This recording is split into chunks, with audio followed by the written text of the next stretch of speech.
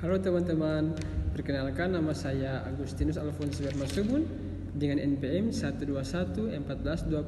121142012300003.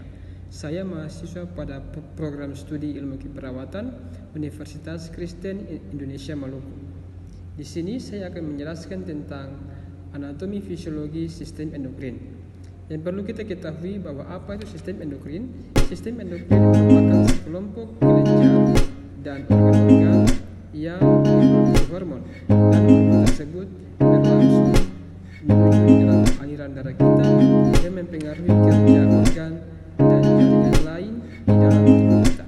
Apa saja kelenjar-kelenjar dalam sistem endokrin? Yang pertama, kelenjar hipofisis atau kelenjar pituitari. Kelenjar hipofisis merupakan kelenjar endokrin yang terbesar atau disebut dengan master of glands. Kelenjar ini terdiri atas dua lobus, yaitu lobus anterior yang menghasilkan prolaktin untuk menstimulasi sekresi atau pengeluaran air susu oleh kelenjar susu, dan lobus posterior atau yang menghasilkan kontraksi oksitosin untuk merangsang kontraksi otot uterus. Kelenjar yang kedua adalah kelenjar tiroid atau disebut dengan kelenjar kondom.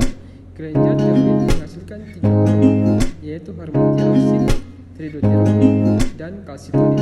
Fungsi daripada ketiga hormon tersebut adalah sebagai proses metabolisme dan kematangan dalam berhubungan seks.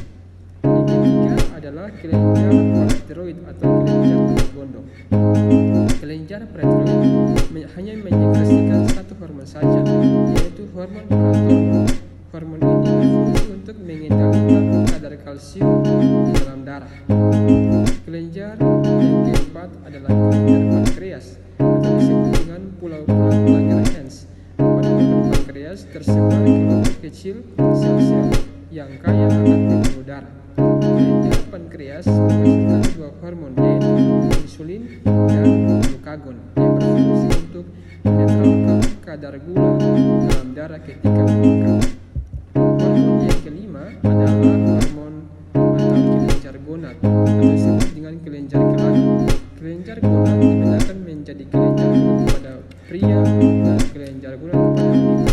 Kelenjar gonad pada wanita yaitu ovarium yang menghasilkan hormon estrogen dan progesteron yang berfungsi untuk menentukan pertumbuhan kelamin sekunder wanita, dan hormon kelenjar gonad pada pria yang menghasilkan hormon testosteron untuk menentukan pertumbuhan kelamin sekunder pada pria.